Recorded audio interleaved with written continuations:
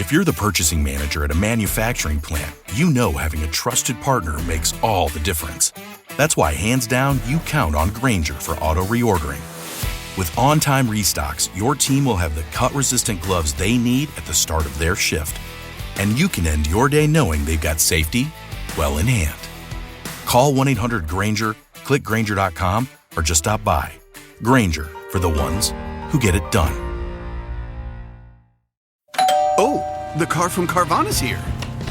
Well, will you look at that? It's exactly what I ordered, like, precisely. It would be crazy if there were any catches, but there aren't, right? Right, because that's how car buying should be. With Carvana, you get the car you want. Choose delivery or pickup, and a week to love it or return it. Buy your car today with Carvana. Delivery or pickup fees may apply. Limitations and exclusions may apply. See our 7-day return policy at Carvana.com. What is up, Buffalo Fanatics? Z-Bot, Rico. It's Rico and Bot live on the Buffalo Fanatics YouTube channel on a Friday evening, the first Friday of December, the Friday leading in to Week 14 of the NFL season, where we got a showdown in Orchard Park on Sunday afternoon, 1 p.m. Eastern. And there's supposed to be some flurries in upstate New York as the Buffalo Bills get set to host not just the Cincinnati Bengals, but the Joe Burrow-led Cincinnati Bengals, who is back with the team after suffering an injury that had him sidelined for the majority of the season. He comes back, rolls the Baltimore Ravens in primetime on Thanksgiving. And Rico, the Cincinnati Bengals, not a great shot, but a shot nonetheless in a division where it's really anybody's to win right now. Every week's a playoff game for Cincy. This game, no exception. We'll be talking with Zim Ace from Cincinnati about what we can expect on Sunday. But Rico, are you ready to rock? Are you excited for Sunday afternoon? I am excited. I am excited because, I mean, this is one of those opportunities you get a chance to, chop it up with someone that, is passionate about their team the way we're passionate about their team. But there's a difference, I find it very fascinating. When the Patriots were, trying to find themselves, they had that bravado. I never understood it. The Cincinnati Bengals they're teetering. They're still alive. But boy, is this game so important for them. So if I were them, I'd calmate just a little bit, because you don't want to go, with your feelings hurt. So we're going to see how these guys feel. I like the Bengals. I respect the Bengals. I think they were going to be one of the most dangerous teams last year, but they just missed it. So maybe that window opens up for them today. But we'll have a good opportunity to see where their heads are at. Are they humble, or are they really ready to crash out and let us know how they feel? So I'm looking forward to it.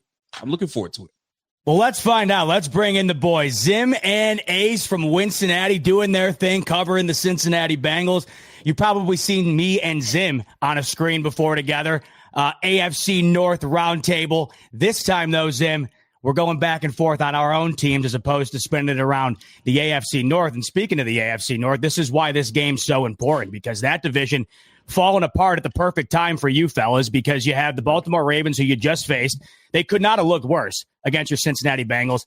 I don't think the Pittsburgh Steelers could have possibly ever have looked worse against our Buffalo Bills on defense, and they allowed the most rushing yards they've ever allowed at that field. Those two go head-to-head, by the way, in the same window that our boys are going up against each other on Sunday, so there's a lot going down. But, Zim, I'll start with you here, because Burrow's back.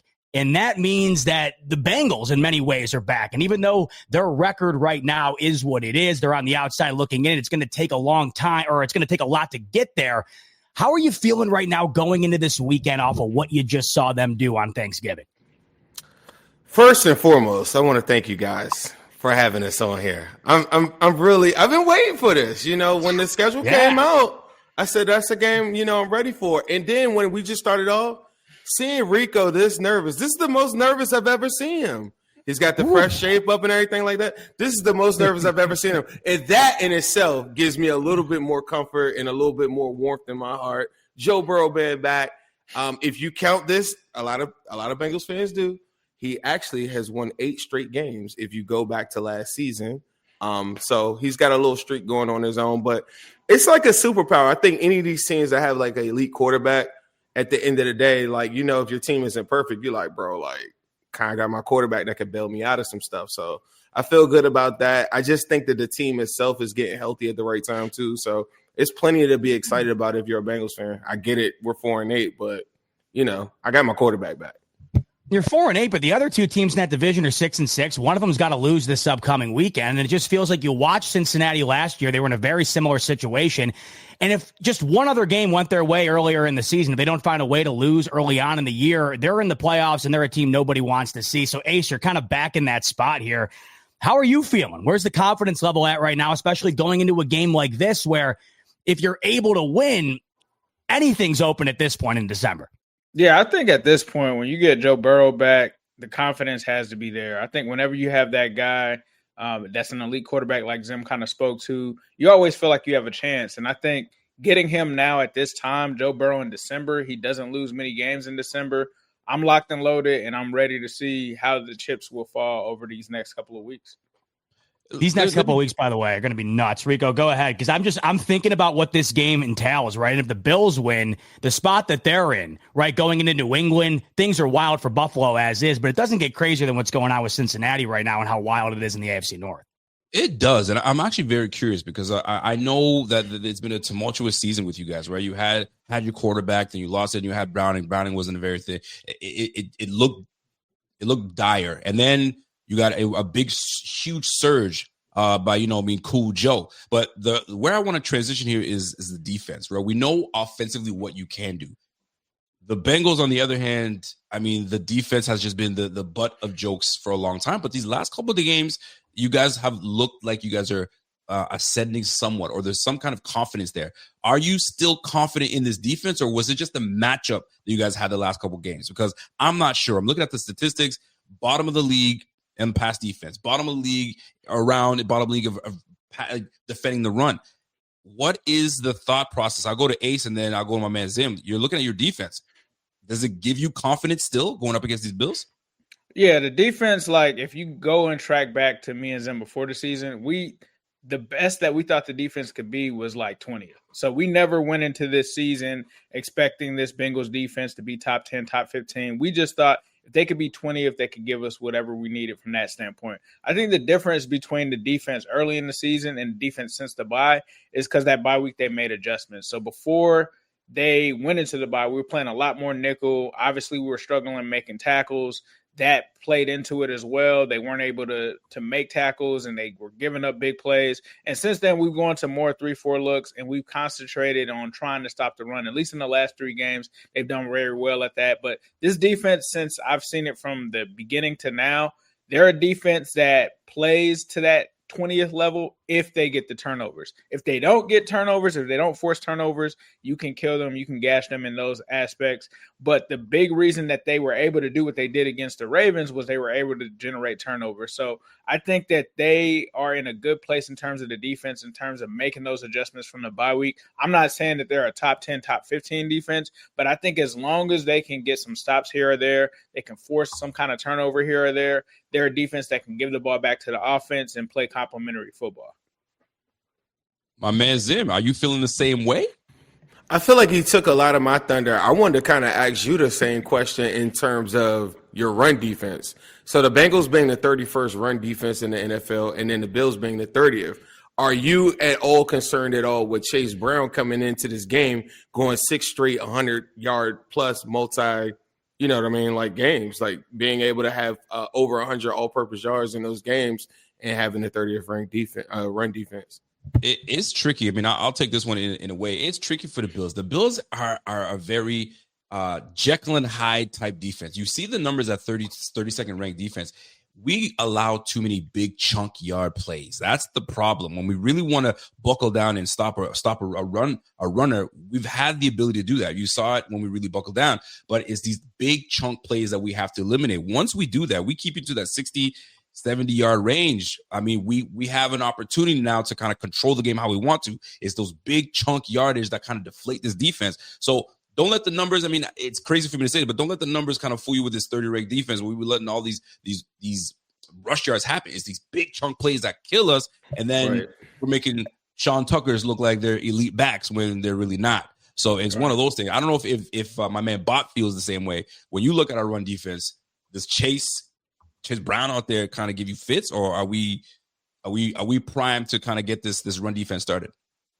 I think anybody's primed to give this Buffalo Bills run defense fits. Anybody. You just mentioned it. You got Sean Tucker, you got Chase Brown, or whether it's those two, or you have Derrick Henry. It doesn't matter whether you're at the top of the league, middle of the pack, or you're an undrafted player like Sean Tucker that you just mentioned. The Bills defense is susceptible to getting run all over by whoever it is. And Zim just mentioned it. You got Chase Brown coming into this one.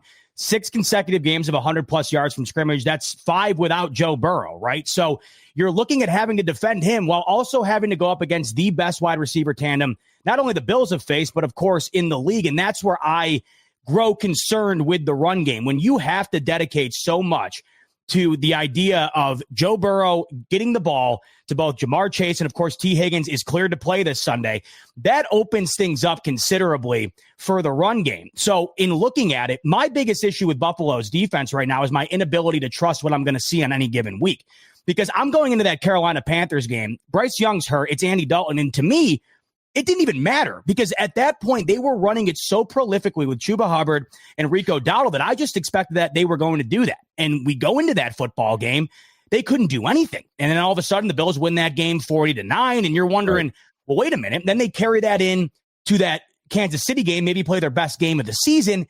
Then you get the Miami game, right? And you're just wondering, what am I going to get any given week? Then it's Houston. Then it's Tampa Bay, 2 polar opposite games. Then it's Pittsburgh, where I just think the dominance over Pittsburgh was unbelievable. I still can't get over it, because the offensive line injuries for Buffalo were so profound that I thought TJ Watt and him and company are going to have a day here. They're set up to do so, because Houston's defense, I know they're not the same, but Houston's defense, the ability to get after Allen was nonstop. I have to think that Pittsburgh would find a way to do something similar, not nearly as prolific, but at least more than what we saw. So you're going into this one, and I think it's all going to depend on what we get from Buffalo's defense in terms of what version of it shows up. I think early, the pivotal thing here for me, early, you have to showcase the ability to stop that run. Because I think me and Zim talked about this on the AFC North Roundtable, and I had said if the Bengals come out and establish the run early, then that's where I'm going to get concerned. If immediately they're able to take that away, first couple of drives, they're not getting much there, I feel better about McDermott being able to solely go against that pass game, or at least kind of take a little bit away from kind of honing in on that run game. But if they open things up early and they're nailing runs off at 5-6 yards a clip, but Rico just mentioned it. It's not that you're concerned about. It's these big plays. But the problem for Buffalo is these big plays aren't once or twice a month. It's once or twice a week. And so you can't rule them out. So even though Chase Brown might not have 6-7 yards of carry per carry, he may have those 1 or 2 massive plays that end up being the difference. But Zim, I'll ask you, because I'll flip it over here. He can. He can. And so can James Cook, right? So I'll flip it over here, because the interesting thing about this game to me is it's Joe Burrow, Josh Allen. But in many ways, I feel like it's this run defense against each other here, and which one's going to kind of step up. See, I don't feel that way, though. I think this is what I keep on hearing, and I tell this to Ace every time I hear, like a Bills enthusiast tell me this. It's like, okay, I don't know if you guys feel the same way, but in this hypothetical world, Josh Allen doesn't turn the ball over, the game plan is conservative, and they're running the football, right? And then you're keeping Joe Burrow off the field. That's like a game plan that I feel like the Bengals will have against the Steelers, somebody that doesn't have like any bit of offense, and you don't care about what they could do offensively, so you're willing to just flip the field if you have to. The difference is the same way that this, from a Bengals perspective, and now y'all might have a different perspective on Josh Allen and how he's been playing of late. But the difference to me is the reason why this is a marquee matchup is because of Josh Allen. It's not as good as Cook is. It's Josh Allen. And to get to this game and say, yeah, it's about running the football. I'm going to tell you right now, you run the football, you score, whatever, I'm coming back, I'm throwing, I'm running, I'm throwing. You're not going to hear a Bengals fan say, Joe Burrow's got to limit the turnovers. The reason why is because we're putting the ball in his hands. And I think the same way that y'all go and play Mahomes and step up and Josh Allen had an incredible game against him, I think he got to do the same thing. I don't think there's a scenario where you can run, play good defense, get the ball back, and then Joe Burrow's just going to take his foot off the gas. Like, no. You seen Joe Burrow down 21-3 against Pat Mahomes and Arrowhead. What do you think? I'm going to just sit back and just come back and just run under center again? Like, no, he's going to come out bombing. There's no scenario that I can put in my mind that Josh Allen doesn't have. If you want to win this game, Josh Allen got to have 240-plus throwing. He got to have over 40 yards rushing. I don't care if he has a turnover or not. That's the amount of offense that he has to have to match what I think the Bengals are going to do. Even if the Bengals were from behind on the scoreboard, they're going to be like, yeah, like, let's run it up. Like, they're not going to just concede like that and to get them off the field like this is like Aaron Rodgers or something. I think that's the disconnect with me. Is like, that's what makes your team special is Josh Allen. As good as a runner as Cook is, Josh Allen got to be the man. And that's how I look at the matchup. I mean, are we in elementary? Of course, Josh Allen has to be the man. So does Joe Burrow. Joe Burrow has to be the man. Jamar Chase has to be the man. What really happens? Keep on going with my list though. It's Jamar Chase. Is Chase Brown. It's Gesicki. It's Noah Fant. It's T. Higgins. It's not just Joe Burrow. Can you say the same? No, see, here's the disconnect. The disconnect, I think, from what I said, I wasn't insinuating that. I think that's the way the Bengals want to win, probably should be the way they win. If Josh Allen had Jamar Chase and T. Higgins, I'd want to do the same damn thing. The problem is, Zim, they don't. And the problem right now with Buffalo is, as great as Josh Allen is, this team is built to run the football to win. Mm-hmm. And if they can't run it, they can't win. That's just the way it is. Sure, they might be able to win against the Jets or maybe the Saints if Josh Allen's having an off day. But you mentioned it. This isn't Aaron Rodgers standing back there like a statue in this game. I know Joe Burrow's hurt, but this is still Joe Burrow. So you were right in the sense that you can't expect them not to come back out firing on all cylinders. Pittsburgh wasn't able to. Cincinnati can. The problem with Buffalo, though, is that, and this is where my concern is, if this game gets into a high-flying shootout where you have to score quick and throw the ball down the field, the Bills have not been able to do that this year. The only time they've been able to really do that is in the Baltimore game, late in the game, where they pulled one out of their ass. If you're expecting this team right now, the way things have been in the pass game, to win exclusively through the pass game, me as a Bills fan, I'm awfully concerned. That's kind of the point I'm making here. Right. Yeah, okay. I get where you guys are coming from. I just think, and I get why you would do that, right? Like, there's been teams like the Jets and other teams that have had wild success on the Bengals doing that. I think the thing is, when it comes to the run against this defense, they're going to be expecting you guys to do that, right? Because you just had the Steelers game. You know, we're seeing Josh Allen throw for like 100 yards. That's not typically normal. So I think that plays into the Bengals' hands a little bit defensively, at least early in this game. They're going to be loading the boxes. They're going to be sending blitzes and stuff like that to try to help slow down the run. And I think if you do get into a position where we go up 7-0 or something like that, that's where Zim is saying, like, you're going to have to get up out of that real quick and get to Josh Allen throwing the ball just to stay in the game. But if the Bengals, the only way that formula works for you guys, I think, is if the Bengals come out and they start slow like they did against the Ravens last week. If it's a situation where it's still close, you guys can run the ball, I can see how you guys would want to lean on that. But this offense, like, they haven't, Joe Burrow, Jamar Chase, and T. Higgins have not played together since week 2. So I don't think, and I think about Joe Goodberry's like little comedic kind of skit that he did where it was like he's looking at the goblin face and he's like, run the ball, and he's like, fuck that, I'm gonna bombs away on this. Like, it's like Joe's coming for blood in this game. So I get why you guys would do that, but I think Joe's gonna go for blood. I don't think you're gonna see the Bengals come into this game, even though we're running the ball well. I don't think that you're gonna see them handing the ball off as a strategy against Josh Allen in this game, just because they know what they have to do to try to open up both things. And I think this Bengals team, at least offensively, like, they're the most efficient run game. We're not necessarily running it 20, 30 times a game. So they're giving the ball to Chase Brown, and he's making 14, 15 carry games out of 100 yards and thus such. So I think, I get why you guys would do that, but I think that you do have to, at the end of the day, put the ball in Josh Allen's hands if the game does shift to kind of that momentum. Because this is what I'm saying. If you do, in the scenario that James Cook just takes over the game and he runs for 200 yards and he's going crazy, it's because it's because they have a crazy lead, right? Like, in order for that to happen in that scenario, it's because you have a crazy lead. If the game, like, think about Bengals at their worst last year. They are in the most one-score games in all of football. Do you know all those scores and all those games all have one thing in common? It's like Joe Burrow's always returning fire. The defense would give up 14, 21 points in like 2 minutes, and then he just comes right back. And the reason why he was involved in the most one-score games last year, and there was a stretch we lost 3 games where the opposition, where we scored 100 points and lost 3 games in a row, right? But the known constant in all those games is once you score or you have success, he's coming right back. So like this concept of Cook running for like 200 would be like some dominant performance.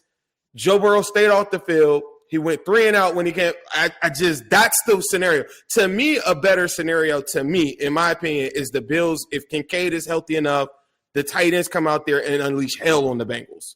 Like, that's the tight ends for the Patriots. I didn't think the Patriots looked good at all, but Hunter Henry went crazy in the game for like almost 100 yards, and ultimately they won the game. I think they had a pick 6. They only scored 20 points. That was like 2 weeks ago, right? It's one of the best pass offenses in football. Travion Henderson runs for like 30 yards. Like, all of these scenarios that involve James Cook like taking over, that would mean you're up to me like 14 plus points, and Joe Burrow is just like, I don't know. I've never seen that. I've never seen that game from Joe Burrow. I just never seen it. Zim. Hold on a second. Let's go back to this Bengals defensive yards. I keep hearing about what He's going to do.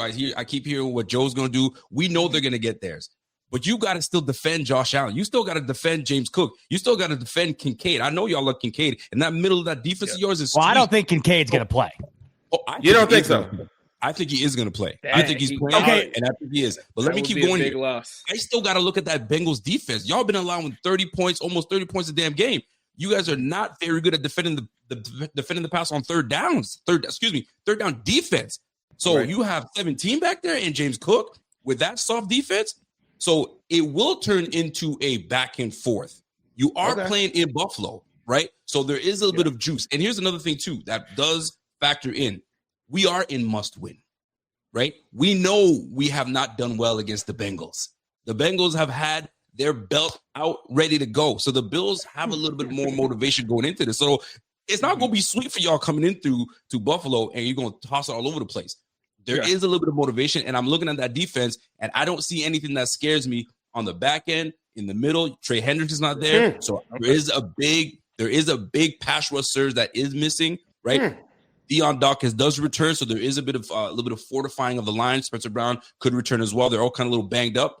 We have one of the best O-lines in the game. So I bring this forward because this is not going to be a Bengals offensive show, right? What I'm trying to see is we need to see what this Bengals defense can do too. So it is going to be a back and forth because the way y'all talking, like y'all going to put belt to ass. Defense is going to be we're not talking that way. Like, we're not talking that way. You guys don't hear it, but that's how y'all sound.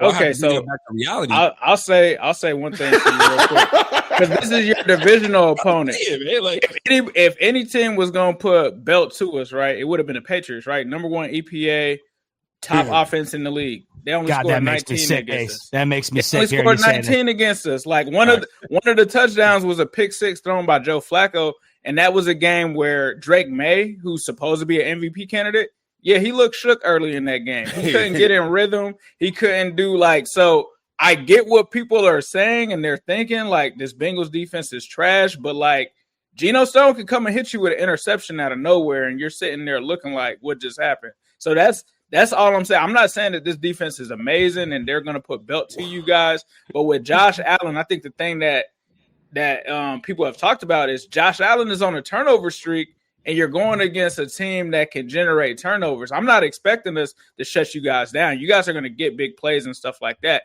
I'm just looking for, if they're trying to run the ball and Josh Allen goes out and you guys have a 3-point lead and he throws a turnover, that's what I'm looking for. That's the opening I need for Burrow to get out there and try to get a lead and something like that. So I'm not expecting this defense to put belt to you guys, but I do like my chances with getting a turnover. I do like Geno Stone or somebody like Jordan Battle. Like, yes, they are young, but they are some guys who have been able to make plays for this Bengals defense when they've needed it. I feel the same way, by the way. That's the key. I mean, the turnover issue for Buffalo, it is an issue right now. If you do what you do last week, if you throw a pick and you fumble in enemy territory, that was the only time Pittsburgh scored in that game. That's 2 touchdowns, in my opinion, for Cincinnati if you do that. Not 1 against Pittsburgh, much less them not being able to go on and score the rest of the game. I think the interesting thing about these two games, though, or these two teams, is that what version of that D are you going to get? Are you going to get an inspired D like you saw against Baltimore, or are you going to get a D like the Bengals put out there against the Jets, where they let them score 39 points? And that's kind of where I'm at with Buffalo, where it's like, are you going to allow Tua to put up 30-plus and double you up? Or are you going to come out there and kind of square up the way you were able to in some of these other games? That's the key here, right? And that's why I think the defense is so pivotal in this one, because both of these defenses are so susceptible to having or to being exploited, right? And you have the players to be able to exploit them. Right. I think, all right, imagine I came on the show and I was like, yeah, this Buffalo team is the same exact defense. It's been the whole entire season, right? And just gave you like a cumulative number and just said, that's what it is. A Buffalo fan would say, well, Shaq Thompson's out there, Hancock, smaller sample size, only like 96 snaps or so. It's looked a lot different, right? So since the Bengals have had the bye, the defense has changed a lot. And the young defense that we were playing that we threw into the fire, a lot of those guys now are in different roles. Our first-round edge player in Myles Murphy now has 17 pressures over the last 3 games. You got Osai in there. We're also blitzing at a crazy rate on third down. There's a lot of different things that they're going to show you. Too. McKinley Jackson at the nose tackle position. You guys are playing a lot more man too, right? At more than you have the last. Al Golden came into this thing from Notre Dame as the #1 college defense, just playing straight up man. So then when we start looking at the matchups and then talking about blitzing and Josh Allen maybe making turnovers, all these different things, they're going to force you to do what I'm saying that I think he's going to have to do.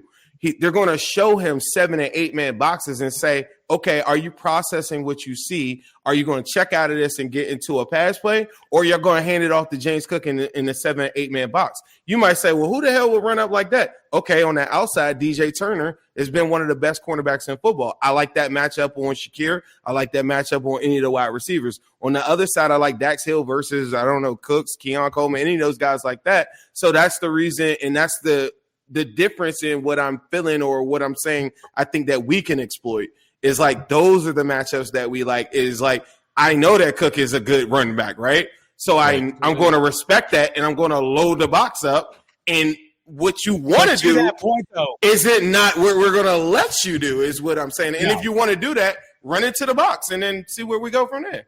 The problem is, though, what you're just referring to, though, is the one thing that this Bills pass offense does more than anybody and probably better than anybody, because lately that's really been all they've been able to do. Short passing. And I think when we're looking at Cincinnati's D, that might be where they're most susceptible. They're the last in the league against short passing. The Buffalo Bills, if you were to define their pass game by one word, it would be short. I mean, that's what it is. We in this fan base, we've seen the Khalil Shakir screen enough times to last us, mine, my daughters, or my grandkid, their lives combined. But in this game, that's where I think, to your point, I don't even think Josh Allen's going to have to nuke the ball down the field. And they haven't really been able to do that this year. This is one of those games where I do feel like Shakir, who you mentioned, this could be the time to have a game because of the susceptibility of that short passing defense. He just has to be his one-on-one matchup with one of the best corners in football, DJ Turner. So that's what I'm saying. Like, if you're going to exploit something, okay, somebody has to. I think the difference is this: you're saying that Shakir and company are going to have to do something that they haven't been doing, and I'm saying the strength of the Bengals. The one thing is, I don't think that they've been playing the run that well, right? As you guys kind of laid out. But I like my one-on-one matchups with one of the best cornerbacks in football. I don't think that that's the strength of yours. And I think a competent defensive coordinator is going to line it up like that. They're going to dare him and say, throw the football to those guys. And we're not going to show James Cook a light box throughout the whole game. If Gabe Davis can beat a guy one-on-one at the line of scrimmage, then so be it. If Cooks beats a guy, like, you know what I mean? Like, and I think that that's how we would play it. And that's where I'm like, I don't think the game will go exactly the same way as like what just happened, I guess. And I think we're more worried about deep passes in terms of those becoming explosive plays, because You can get those passes off on this Bengals young secondary from that standpoint. Now, obviously, like a lot of the short passes, if they don't make the tackle, which they have struggled with that could potentially be an issue. But I think we're more worried about the explosive big play passes from you guys from that standpoint. So if you guys do keep it to the short, I think that actually helps us a lot more than you guys taking deep shots against us. I mean, it is going to be one of those games where, at the end, I think we both agree with this. We can't give the ball up. You guys are susceptible to giving the ball up. Josh, the last 3 games, has given the ball up. But here's the difference too, right? You were talking about the defense has changed since the bye. Josh's, aggressiveness has changed since. He's been playing it safe. Last year, he wasn't turning the ball over. So I feel like he was trying to keep that up. At this point, he's ready to kind of let it loose. So he's okay with giving a pick or a turnover here or there, but at least giving a chance and I guess threatening your defensive backfield or your young guys. We're going to see if we do that. That hasn't been our strength this year. So we'll see if they do that. So this is going to be a tough matchup. It's going to be a fun one. Don't turn the ball over. Don't turn the ball over. Run that football, something we do very well in running that football. 7-man, 8-man, do it at your own risk because 17 will clock that.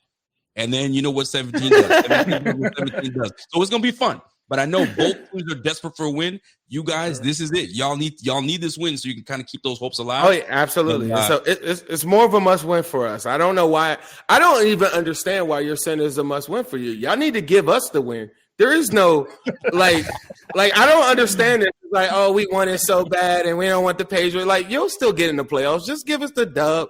Just to go over this, Joe Burrow in the month of December and January, 18-4. Josh Allen in the month of December and January, 21-9.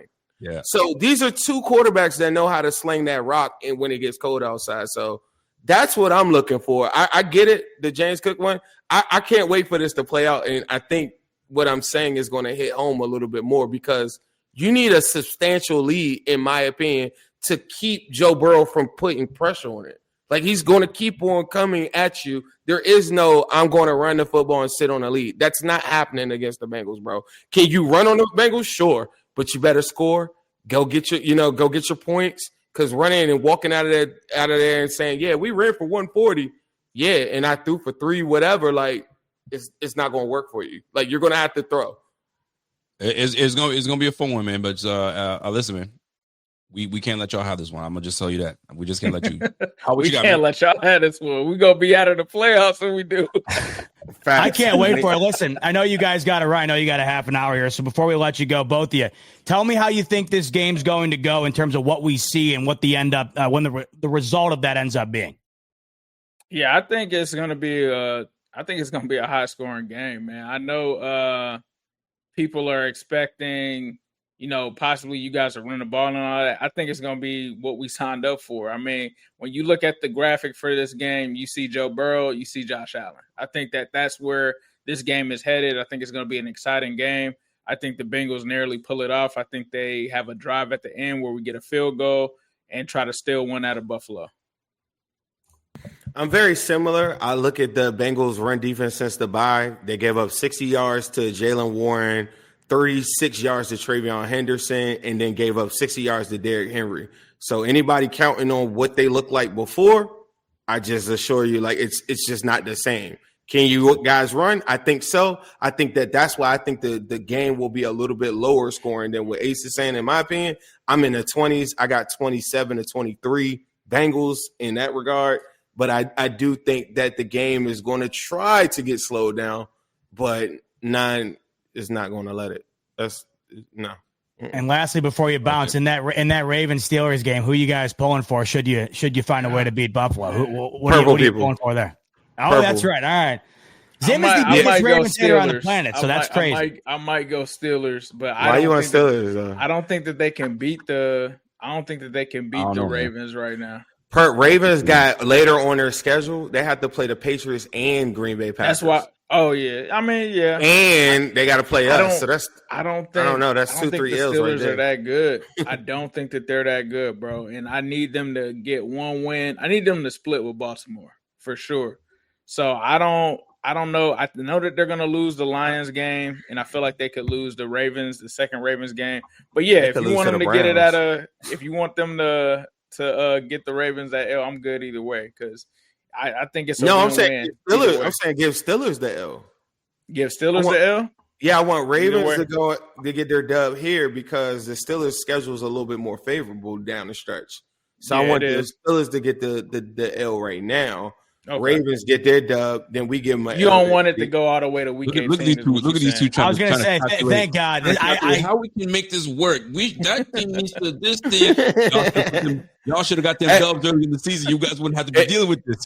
Hey, look, you lose to us on Sunday, you're going to be sitting there with a pie chart and some other shit on your background trying to figure out how you going. I'm glad they pivoted from Jake Browning because this shit wouldn't even be possible. Yo, that guy killed y'all, man. He killed y'all. Joe Flacco, shout out low to key. Cleveland.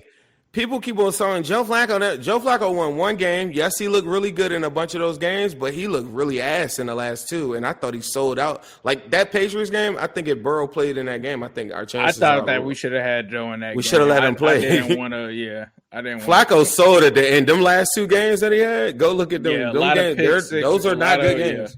Yeah. A lot of he threw pick six in both of those games. Somebody just had to be better than Browning. That's it. You just had to have somebody toss it up to Jamar Chase and call it in. That brother couldn't even find that brother. I don't know how that happened. But yeah, man, we're going to see. It's going to be a fun one, man. Appreciate y'all coming on, man, for real.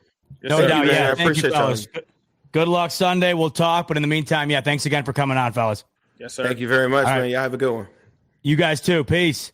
That was Zim and Ace from Cincinnati. A couple of good dudes there covering the Cincinnati Bengals. And look, I mean, listen, I think that this is what happens when you have a quarterback like Joe Burrow come back. I understand the excitement there for him. I really do, because you go out, you whip Baltimore, and we know how good Joe Burrow is.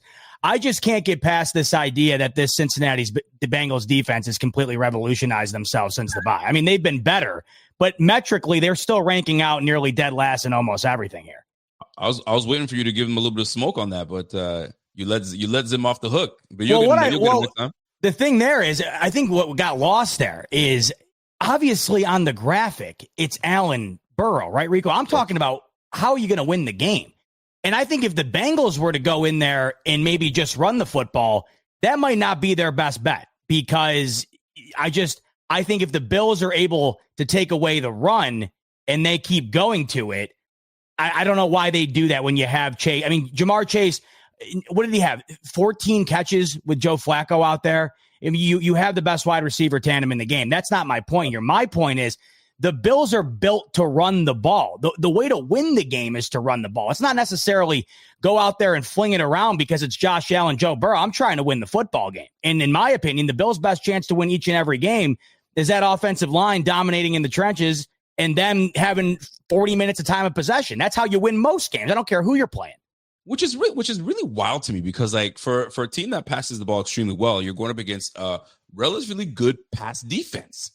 So, and if you run the ball at a decent clip, Chase Brown is not a big time speedster, nor is he a big time back that's physical.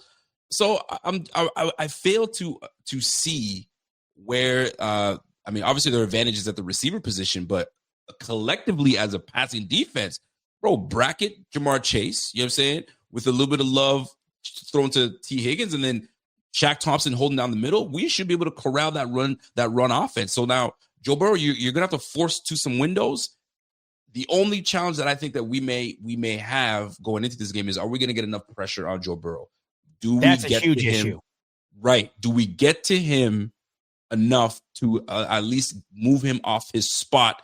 So now he's jittery. Now he's not throwing the football as strong and as well as he would like to. That's my biggest gripe right now. So, I mean, hopefully, something gets turned on. The light turns on in Buffalo on the defensive front, and away we go. But no Bosa. I didn't even want to bring that up, but no Bosa. Right? Vanessa's banged up. Ugh, golly, it's gross. It's absolutely gross. So we'll see. The thing is, too, is the Bills don't need to have this insurmountable advantage on the scoreboard to run the football. I mean, they were down at half against Pittsburgh, and they wound up running for the most yards they ran for in that building, right? I mean, they're going to run the football if the game's close. What I think he probably should have said, or maybe meant to say, was if the Bills are down 14-0, yeah, then that's where they're probably going to bail on the run. But we've seen that's the biggest key here for Cincinnati. How do you think the Atlanta Falcons won that football game? How do you think the Houston Texans won that football game? They got an early lead. In the second half, the Falcons didn't do anything. In the second half, the Texans didn't do anything, but the lead they built early on was enough to win the game. If Burrow and company get a 14-point lead in this game in the second quarter, you're in massive, massive trouble, because I don't think the Bills have proven that they're capable right now of overcoming that. Once again, week 1 happened, but that's an aberration, in my opinion. That was just an all-time comeback. That's not something I'm going to bank on. The Bills have not had this ability to score instantaneously like we've seen in years past, where they'll chuck one down to Gabe Davis, boom, they're in. The Bills are going to run the football if it's close. I mean, if there's one thing we know about Joe Brady, Rico, and we just saw it last week, we've seen it numerous times. If they go out in this game and start to run the football first possession, and it's 5 yards, 6 yards, you think he's just going to bail on that because Joe Burrow's slinging it? Hell no. Heck yeah. And the one thing I do respect about Joe Brady is he doesn't necessarily give up on the run too soon. He always, gets James Cook a little bit of love. So if James Cook can spark something or at least get the ball in James Cook's hands, then we have something. I mean, I forgot what game it was where we sent James Cook into the flat. I think it was the Chiefs, where he kind of opened it up, and then boom. And then now we got the mojo going. And we didn't even touch on James Cook just running the football. If we see the matchup that we need, send James Cook into the flat. One-on-one with Gaither, give me a break. I got that. That's lunch money. So this is going to be and I didn't get a chance to half an hour is so little. This is going to be one of those games where, listen, it's Zach Taylor versus McDermott. All right? Who's going to be coaching? Who's got the edge? Where can we find the edge? Where can we find the advantage? And McDermott's going to have to find that weak spot or a way to kind of take away Joe Burrow's comfort. Take away his comfort, and hopefully by then, Bills will at least have a spark, put up a 7, put up 14. Now, if we get up 14, all right, now I'm a little more comfortable where I can say, okay, they're going to be passing the football. Let's get ready to take that football away. Joe Burrow will give us one. So we just got to make sure we keep on top of it. But Jamar Chase is a dangerous son of a gun. T. Higgins is going to be dangerous. Gesicki's going to be. I mean, these are good athletic guys that can get downfield. So hopefully, McDermott's got a great game plan for these boys, and we go win it. There are games where you go into it and you're like, I don't know how I feel about this one. And we've been up and down, right? The Falcons game, we weren't sure a little bit. Houston, right? We're like, oh, I'm not sure.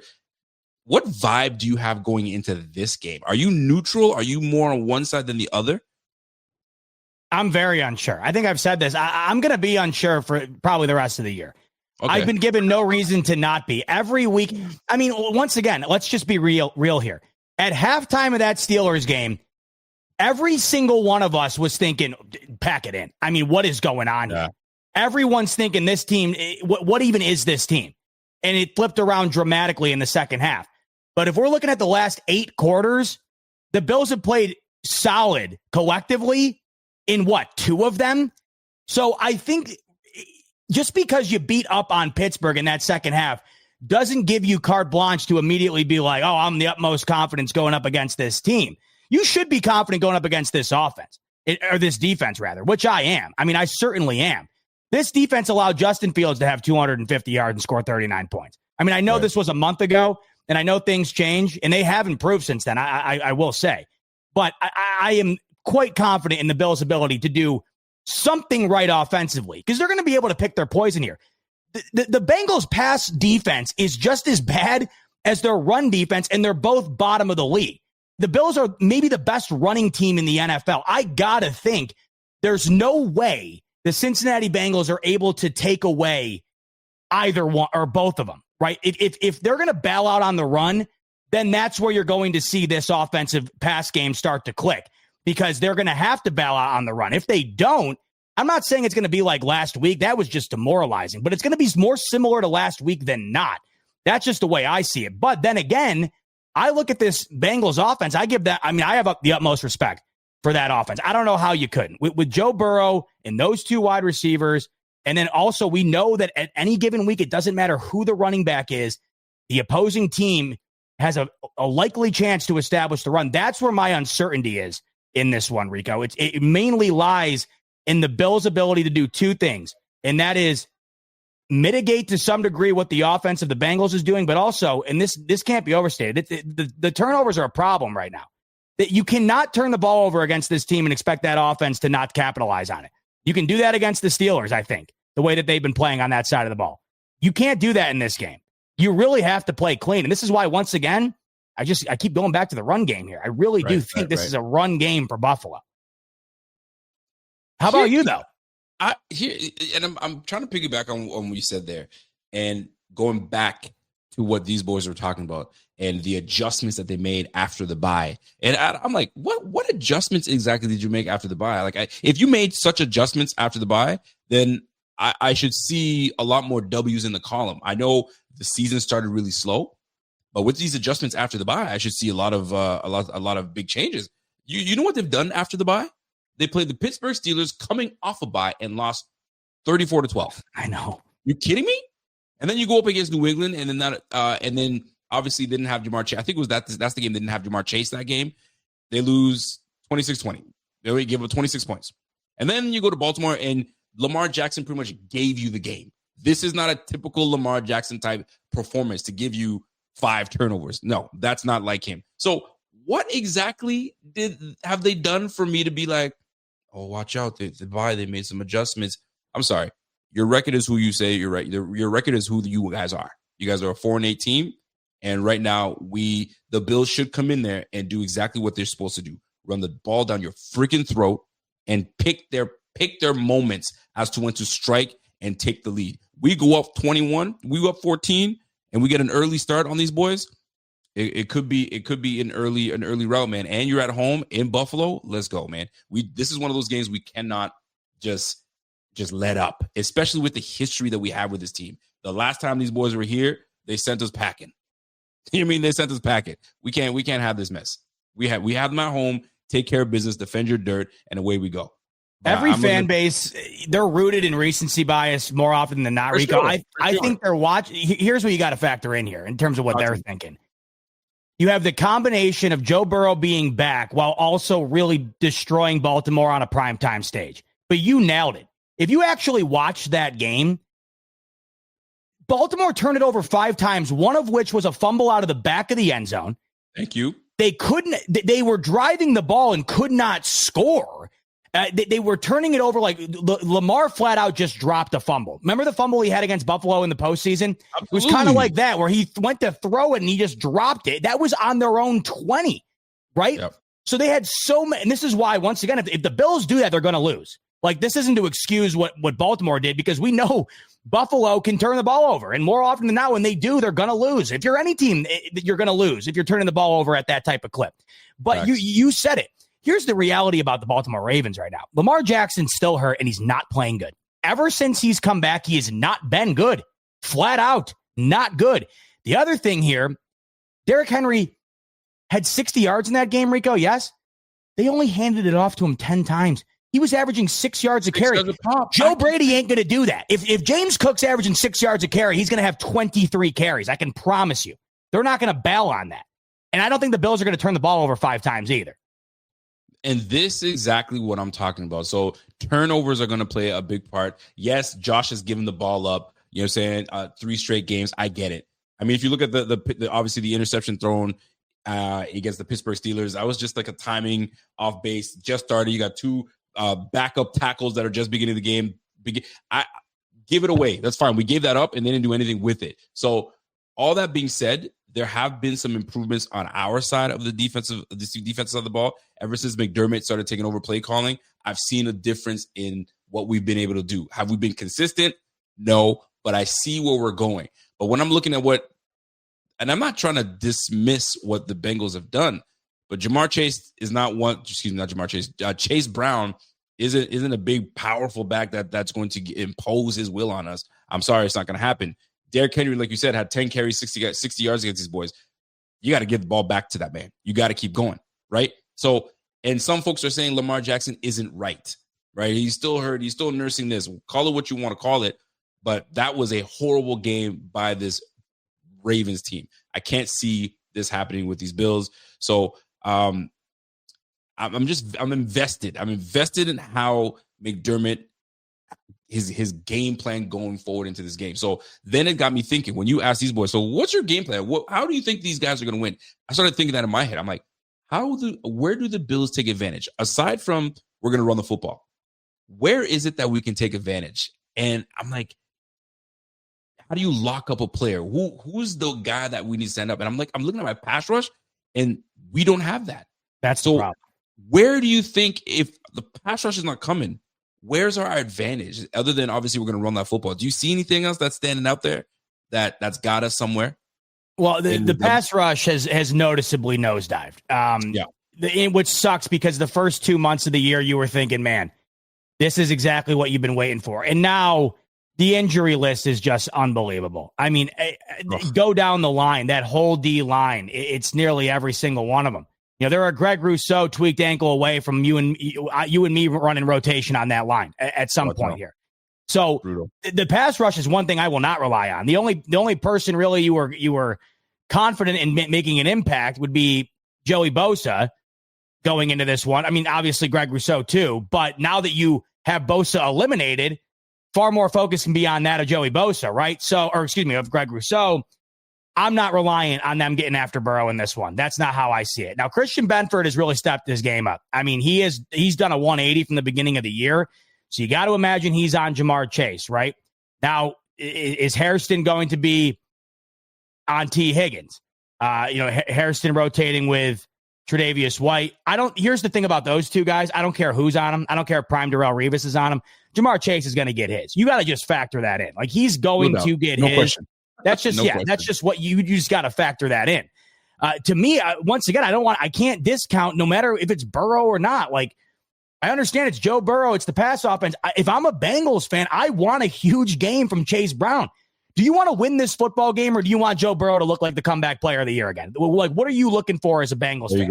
Because if you want him to look like the comeback player of the year, he can do that. I just don't think it's their best chance to win the football game. Because if I'm the Bengals, you mentioned it earlier, if there's one strong suit of the Bills offense, it would be the pass defense. Yep. And I understand you have Burrow, you have Jamar Chase, you have T. Higgins. They're, like I just said, they're going to get theirs.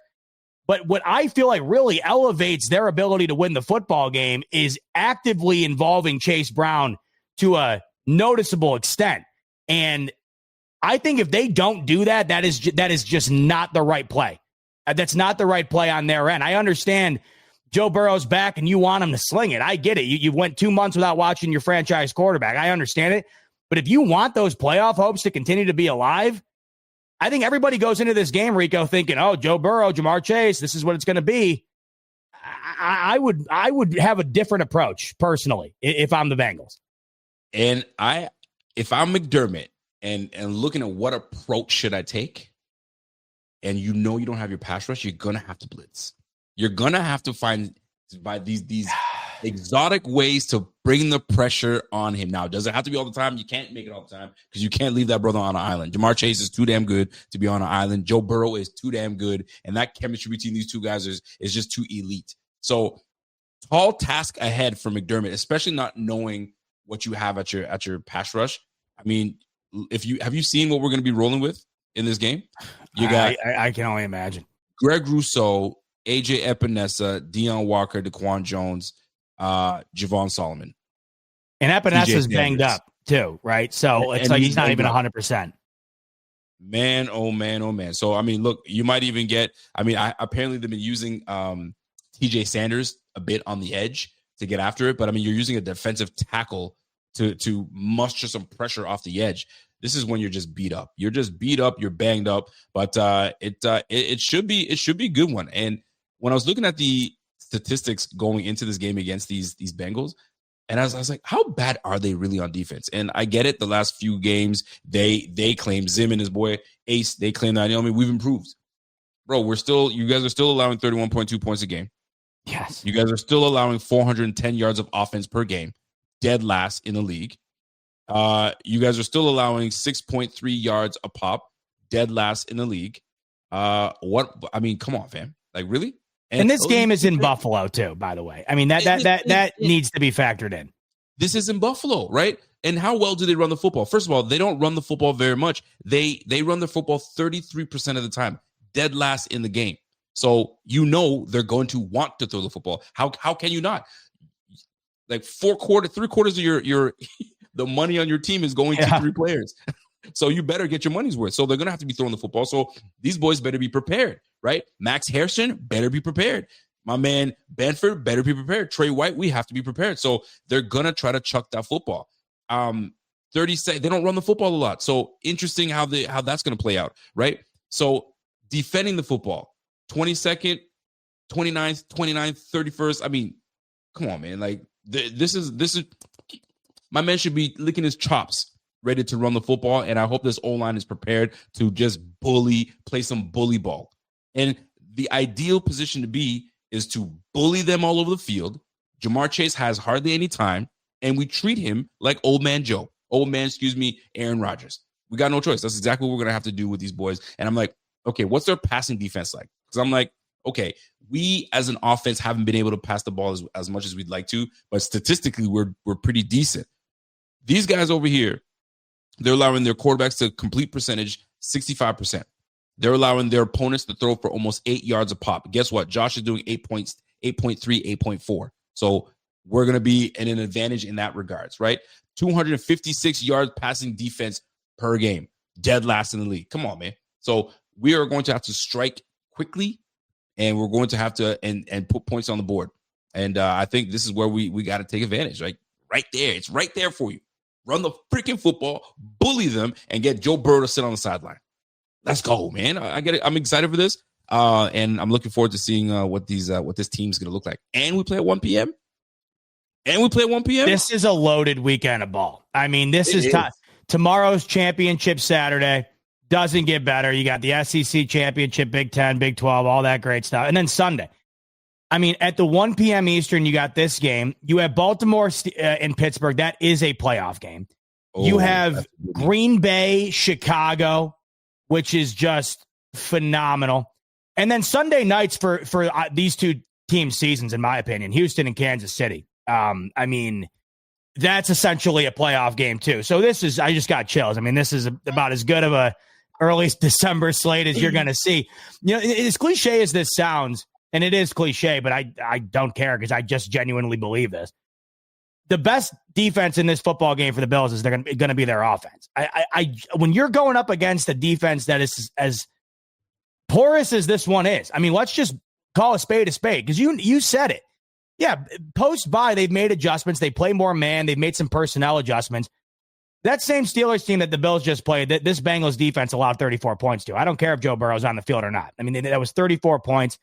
And more often than not, they're allowing teams to put up those. Buffalo Fanatics, what's going on? This is Pierre the Kingpin. And I wanted to talk to you today about Cigars International, which is the ultimate destination for premium homemade cigars. Known as the industry leader, Cigars International offers the largest selection, unbeatable prices, and a customer service experience that's second to none. Whether you're new to cigars or a seasoned vet, Cigars International makes enjoying cigars easy, approachable, and fun. Cigars International is the go-to retailer for all things cigars, with the biggest selection of premium homemade cigars available anywhere. Cigars International offers unbeatable deals and discounts, making it easy to stock up on your favorite or try something new without breaking the bank. With fast free shipping and their 100% satisfaction guarantee, you can shop with confidence knowing that Cigars International stands behind every order. They have good relationship with vendors that helps provide great low prices. Whether you're new to cigars or a seasoned pro, Cigars International makes it easy to find the right cigar with helpful guides, staff reviews, and expert advice. It's not just about cigars. Cigars International also offers a wide range of accessories and more to elevate your smoking experience.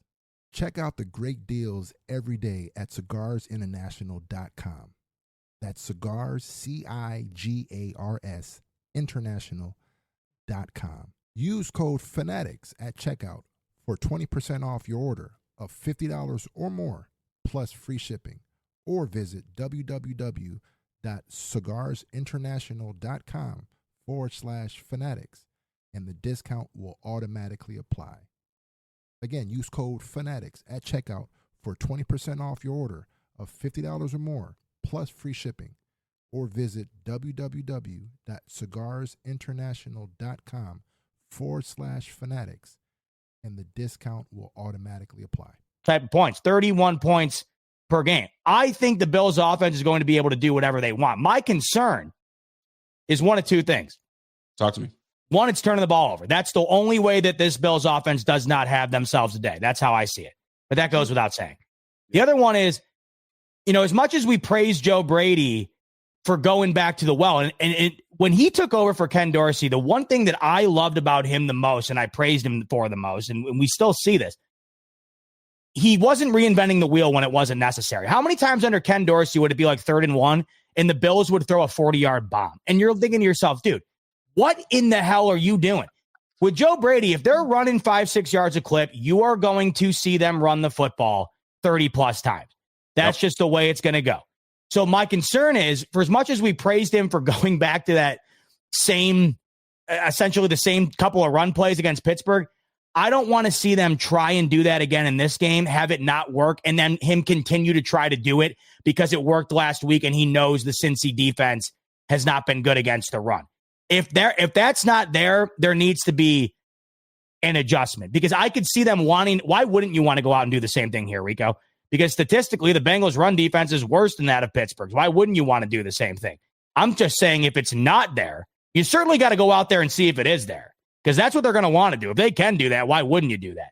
I'm saying if it's not there, there has to be the ability to pivot from that, because I don't want to see this team try to continue to go to the well if it's not working. But I do think, like I said earlier, between the pass game and the run game, I don't see how one of the two isn't on fire in this game. The Bengals defense is not good enough to take both of those away. And I feel like there's a lot to do. I mean, Walt said it earlier.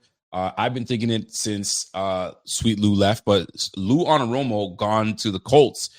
That changes the philosophy that these guys had. I think Lou had such a great defensive plan for Josh Allen and the Bills. We just had problems. Now, I don't know Al Golden well enough to know that if he's going to be that guy, but very, very interesting nonetheless. But you did touch on something of you're not sure. We're going to have to pick our poison of where we're going to go to it. And I think Brady is just a balanced guy. So he's going to find out where that advantage is. Take full of it. Take full advantage, and we're gonna keep it that way. So I know you checking on the baby or what? No. You're good. So here's a question for you. I want to kind of pivot a little bit because I want your thoughts on that. We're gonna talk more about this game, obviously pregame. So we don't want to give too much out now. I do want to talk about our guy Brandon Beane. I need to talk about our guy Brandon Beane. Did Brandon Beane fumble this weekend? Excuse me. I guess this last couple days. Did he fumble this? Was this an epic failure by Brandon Beane by acquiring Darius Slay and then having this thing blow up in his face where Darius Slay does not report? And now the Bills are forced to put him on the retired did not report list. And on top of this, the Bills lose a player that they developed the last 3 years and now is on an active roster with, I believe, the Houston Texans. Talk to me on your GM, my GM, the Bills GM, Brandon Beane, on this weird roster acquisition that just came out of nowhere. Beane has had himself a really bad last couple of months. I don't think there's any other way to put it.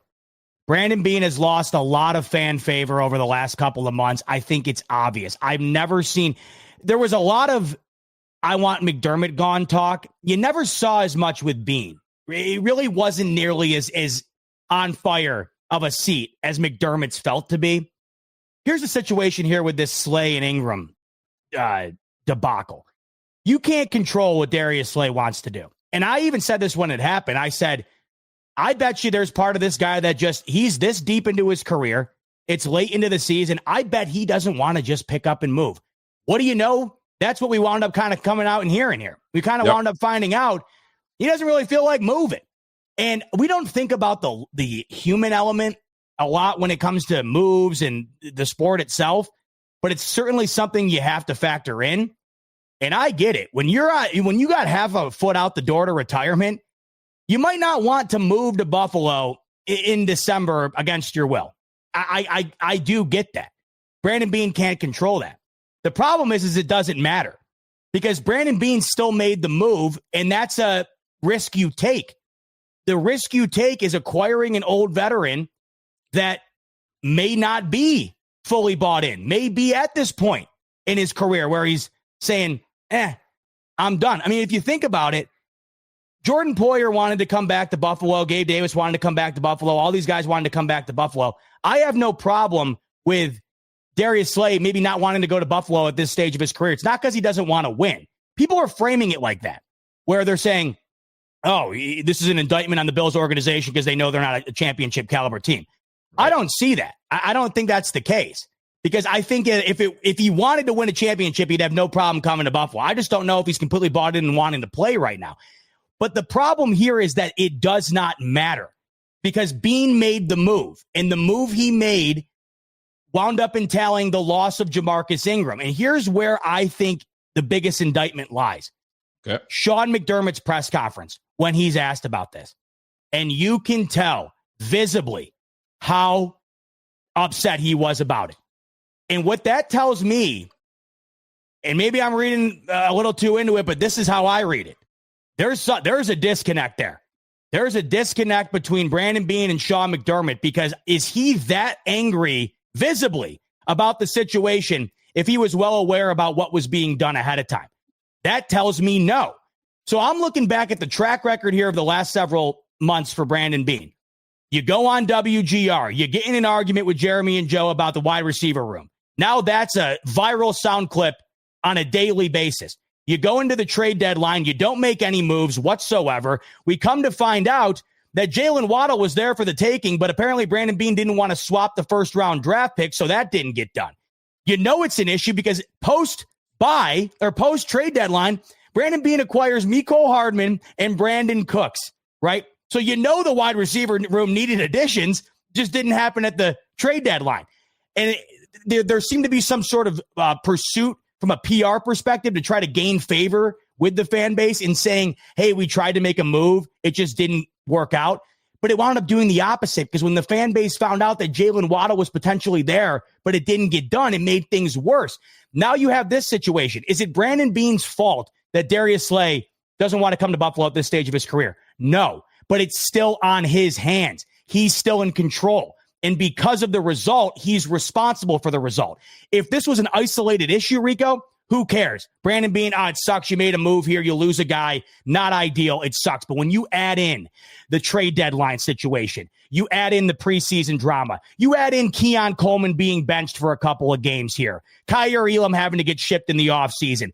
The list is building here, Rico, and this is why, yes, this is a bad look on Brandon Beane, and I think it's one of several here over the last year or so to where we're getting to a point now where you're seeing a lot of outcrying towards Brandon Beane and people getting really fed up here. You mentioned something that I never really thought of, but when I started watching the presser and noticing visibly how uncomfortable, I guess I could say how uncomfortable, or some use the word seething. He was seething. I don't know about all that, but he wasn't pleased. So then I got me thinking, not on the same page is one thing, but let's just say he said, I don't think it's necessary. Let's say they did have a conversation. I don't think it's necessary. I think we're okay. He's a 34-year-old. I mean, I don't know. And we've developed Jamarcus, and he could be a good, yes, he's not getting all the snaps on the squad, but we've developed him. You've seen what we've done with the developments of these guys. Beane says, I'm going through with it anyway. It's almost as if McDermott's like, I told you not to do this. And look, it's blown up in our faces, and now I have to answer for this. That's what it looked like to me. And do you have to swing for certain players that can make your team better? Absolutely.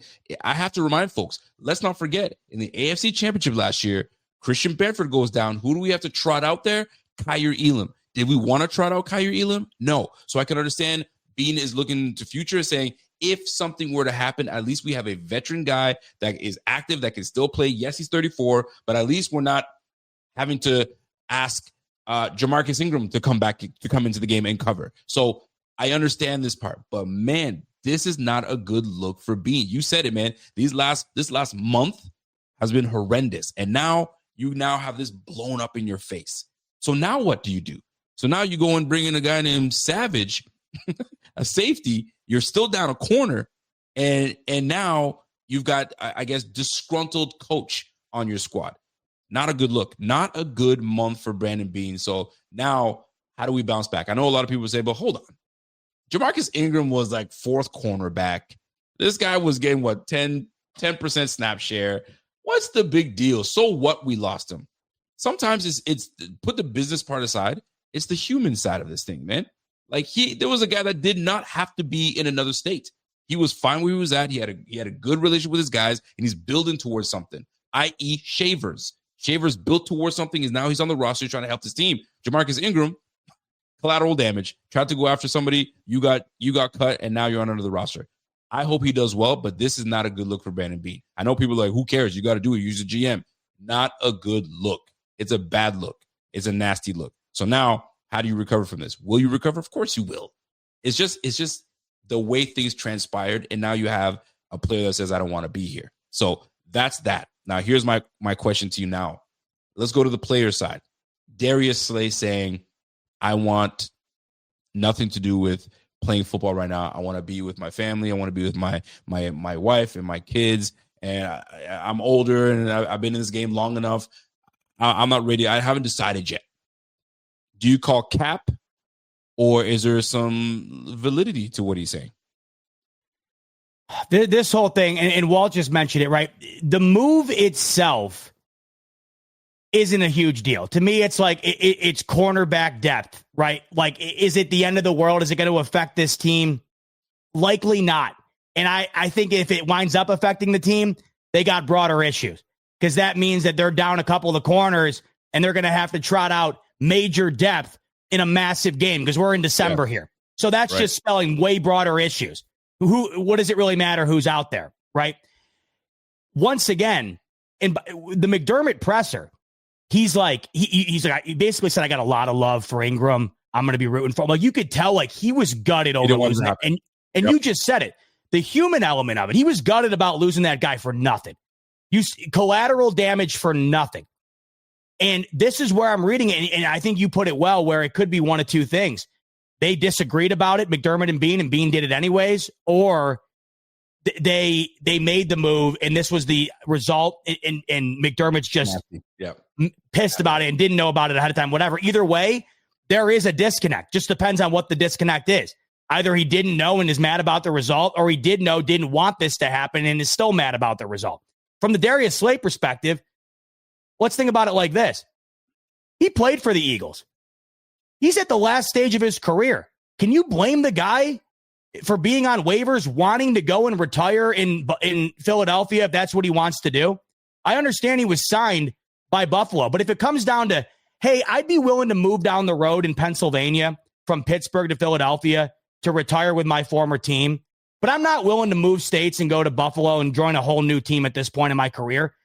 I know people don't want to hear it. I get it.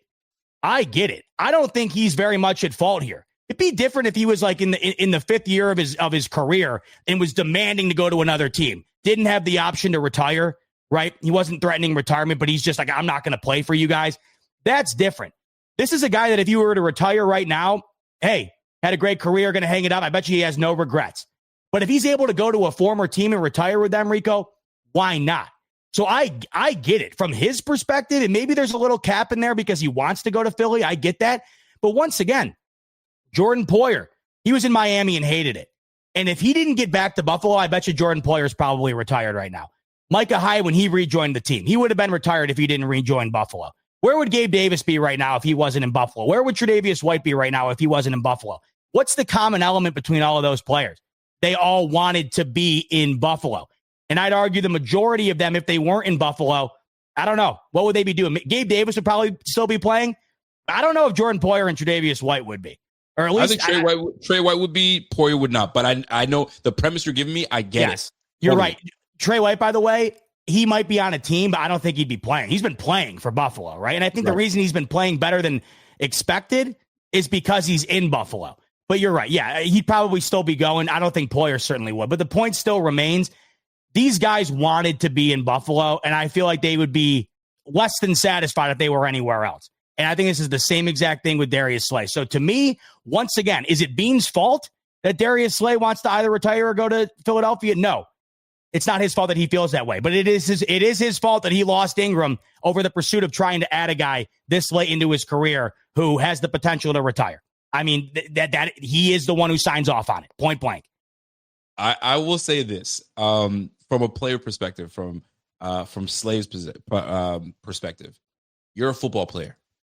No matter where you go, you do it for the love of the game, especially at the age that you're at. This is not about money anymore. You've made millions of dollars in your career. This is not about the money. This is about comfort at this point. This is about the love of the game. And the question is, do you still have love for the game? That's question number one. Number two, there's the family element. I certainly have been in a position where I had to make a decision for the family. And I looked over to my better half and I said, babe, what do you think? Right? We all do that. I worked as a salesman at a car dealership, right? Right when you're ready to get to the brass taxes and let's sign this deal, husband grabs a pen. Before he signs, he goes, babe, do we like this deal or not? So Slay probably thought, I'm 34 years old. Philly's probably going to claim me. I'm going to finish my career in Philly and call it a day. Swan song. Maybe I have a chance to win this. Buffalo comes in out of nowhere. First of all, that threw me off for in the first place. Buffalo, why did you need Slay? You didn't need to go after a 34-year-old, but it caught everybody off guard. Nonetheless, I believe in wholeheartedly that this had everything to do with his spouse, obviously family life, but I'm not packing my stuff up to go to Buffalo. So be a man, say, for my family, we didn't like the destination. I get what they want, and we spoke mutually, but don't give me, it's too cold in Buffalo, I can't do it. Boy, please. I ain't trying to hear that. I can't stand that excuse. It's cold in Cleveland. It's cold in Detroit. It's cold in Philadelphia. It's cold in Pittsburgh. It's cold in Chicago. Bro, it's cold in Denver. Get out of here. Yeah, he just doesn't want to go here at this time of his career. Say it. You don't want to go. My wife and I spoke about this. She's not trying to move anymore. The tremendous amount of respect that people would have and say, yeah, I get it, man. If your wife is not trying to do that, she's followed you all over your career, and she's not willing to give it up. Cool. But it's too cold. And that irritates me because, like, yo, are you trying to play ball or not? So now here we are. We're cornerback list. He goes to Houston. We don't have Darius Slay, and now we sign a safety. Here we are in a messy situation. So, I mean, I get it, but I don't like it. I don't like it one bit. And here's a rule that should change, and I've seen this rule go out there. If you're past a certain age, this waiver wire nonsense, knock it off.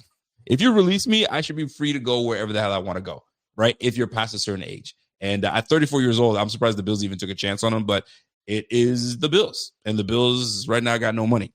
And I understand why they did that. So here we are. Slay is on the retired list.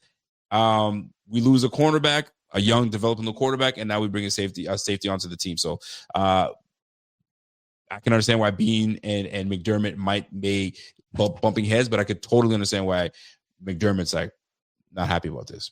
Not happy. But we'll see. We'll see. I'd love to know what's going on internally there. There seemed to be some bumping of the heads between McDermott and Joe Brady a little bit. I think we've seen this between him and Bean here a little bit. I mean, I don't know what's going on over there. Obviously, he took over play calling from Bobby Babich. Yep. Josh Allen's covering up a lot right now. I think just the aura of Josh Allen, 17, the franchise, the face of the organization that's on every single commercial right now. I mean, this has not been, think about it, this has not been up to the standard in which the Bills have set for themselves over the last decade. You had the James Cook holdout during the offseason, right? You've had Keon Coleman here benched multiple times. You had the debacle at the trade deadline with the wide receivers just to go on and add a couple of veterans post-trade deadline. That's on top of the fact that Brandon Beane got in that massive argument with the radio host that everybody now references. It's like a budding joke now amongst everybody. Everybody knows about that, right? And now you add this to the list. Like, once again, this isn't some egregious error. It's not like you were gaining a starter that was going to immediately take this team over the top. You're adding a depth piece that you hope you're not even going to have to put out on the field. But when you have all of these other things in conjunction with yet another thing that you just said it is frankly just a mess, well, the mess continues to get messier here. And it is concerning. It is concerning. This has been a concerning year from the managerial perspective, in my opinion. They got a little too bold going into the season here with what they had, and too bold. I like that. I think. You can't. These other teams are getting good too, man.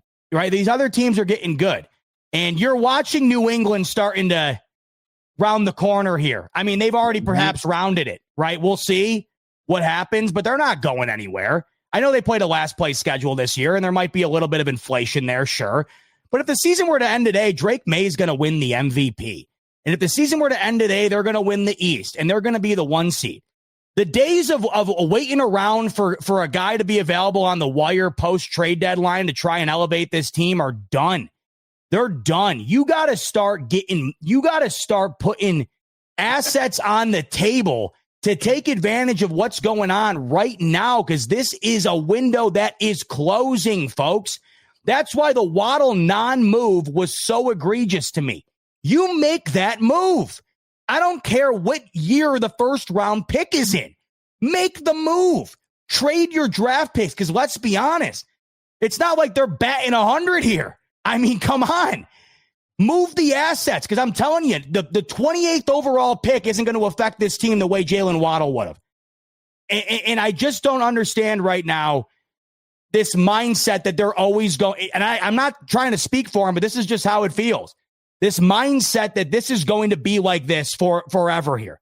We're lucky we get another what? Like at the max, another what? 8 to 10 years of the window being open. And I'm not even talking about being open that where you could dive through it. I'm talking about there's a breeze coming in, right? Right. You got to do everything. And I don't care what it takes anymore. Really. I just don't, because the days of you dominating the division are gone. And now you're looking at a year here. If you look at the playoff picture, I mean, this is why the confidence I have in the Bills right now, it's not necessarily that I'm confident in the team. I'm more so confident in or less confident in everybody else surrounding them in the playoffs. That's kind of why I feel good going into the postseason. But this was supposed to be the year, Rico, where if things were going to go the way we thought they were, they should right now be the team that you're looking at saying, wow, with that playoff picture, I don't see how the Bills don't make the Super Bowl. But instead, they're just in that whole jumble of, yeah, I could see the Bills going, but I could also see all the other 6 teams going. There's no separation there.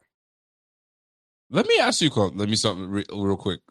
So based on what I'm hearing and what we've seen, let's just use the last month and a half, your confidence level when it comes to looking at both Brandon Beane separately and McDermott separately, your confidence level in both these guys obviously is not as high as it once was. Where is it now? What's your confidence level at this? If we use 1 to 10, obviously 10 you're very confident, 1 you're least. Where's your confidence level? In terms of what? Where they're at, what they've done for this team. What they've done up until this point this year? Absolutely, right? I'm sure it started off high, but now where is it? Are you still confident in this tandem of head coach GM, or are you wavering now? There's a few things that factor into this. Ever since the Falcons game, I can't even say the Patriots game. It's a divisional game. You're going to lose them every now and then. It just happens. They were on an unprecedented home winning streak. They lost by 3 points. Drake May made some incredible plays. The Bills had him dead to rights on a sack late in the game. Couldn't get him down. They win the football game. It was the Falcons game, Rico. It started at the Falcons game where it just felt like, what is going on here? And then you saw it again against the Dolphins, and you saw it again against the Texans, right? My confidence level in this team right now, and I just mentioned it, my confidence level is higher than maybe it should be because I look at that AFC playoff picture and I could see anybody going, and that's including the Buffalo Bills, because they have the only quarterback in that entire playoff race that I feel confident in. That's basically what it comes down to. But if I'm looking at what this staff is doing right now, I got to give McDermott credit. When he took over play calling on the defensive side of things, I think it's gotten noticeably better. And I'll also say, even though they've had their stumbles in the first half, Has there been a better second half defense in the NFL, really? I mean, when you get into the second half, McDermott's adjustments have been noticeable. You hold the Falcons to a non-existent outing in the second half. You shut down the Texans in the second half defensively. The Steelers don't score a single point in the second half defensively. The unfortunate reality of all those games, the Bills' offense couldn't do much of anything. But now you're looking at it, and I'll just base it on what the fan base's perspective is currently. How many people right now want Brady gone, McDermott gone, Bean gone, and as a result, Babbage gone because McDermott's essentially taken over? The Bills are 8-4, and it's crazy to say that that's how the majority of the fan base feels. Now, I don't know if that's the solution necessarily, but I'm looking at it, and I'm looking at all of these factors that we just discussed, and I feel like there has got to be more room for concern right now than there has been. So I see all the numbers coming in. My concern level right now, and this is the main point I wanted to make that factors into this concern. Talk to me. And I know they have no control over this. But the reason why my concern level right now, I would say, is at a 6. I'm going to put it a notch above a 5. Okay. It's because I'm looking at the future. And the New England Patriots situation right now is the reason why that number is at a 6 and not maybe a 5 and a 4. You are now in year 8 of Josh Allen's tenure, and you have not gotten a 1 seed, and you have not made the Super Bowl. In year 1 with Mike Vrabel, and in year 2 with Drake May, this team is going to have the 1 seed and has just as good of a chance to go and win a Super Bowl as any team in the AFC. They're doing it with 2 of Buffalo's wide receivers. They're doing it with a team that last year won, 2 games? My concern is that in 1 year with Mike Vrabel, with a second-year quarterback, they are about to do what this regime could not do for the last 8 seasons. And I don't care if the Chiefs aren't going to make the playoffs. It's the luck of the draw. Unfortunately, the Bills got good when the Chiefs were in their dynasty. I get it. But the fact that we're getting to this point now where the team that was down and out after Brady and Belichick has now resurrected this quickly and is going to surpass this team this year and is not going anywhere. They're not going to die. They're not going to fall off a cliff. If anything, how can they not get better? That's where my concern lies here, Rico. And I feel like Baltimore Ravens fans probably got to be feeling the same. And I think the Chiefs fans right now feel the same, but the difference is the Chiefs can fall asleep at night on all of their rings. The Ravens probably feel this way right now because they haven't taken advantage of it. Bengals fans feel like this way because they haven't taken advantage of it. And it goes back to that conversation we had a few weeks ago where we could look back here and there could be 3 Dan Marinos in Josh Allen, Lamar Jackson, and Joe Burrow, which is just unacceptable. But the Bills in particular, because in the AFC North, no one's taken advantage of that. The Steelers are not good. The Bengals can't figure it out. The Bills right now, what has me the most frustrated is throughout all of this, now all of a sudden in the year where they were supposed to have the easiest schedule, the path to the 1 seed, go to the Super Bowl, the Patriots are back and are taking advantage of this whole entire thing. Welcome to the NFL. Welcome to the NFL with parity. And right now, when it comes to the confidence level of the GM/head coach, when I started the season, I was at a solid 8.5. I was excited for the season to go. Josh Allen coming off an MVP season. They bolstered the receiver room. So I thought James Cook gets signed. Okay, we're ready to go. We're going to get guys healthy by week 6, and we're going to be a different team. And I look and I get it. The roster with this injuries has nothing to do with Bean. But the one thing that has turned me off completely, when you had the ability to go and get a receiver in your own division, they were going to give him to you on a silver platter. All you had to do was give up your 2026 first-round draft pick, and you denied it because why?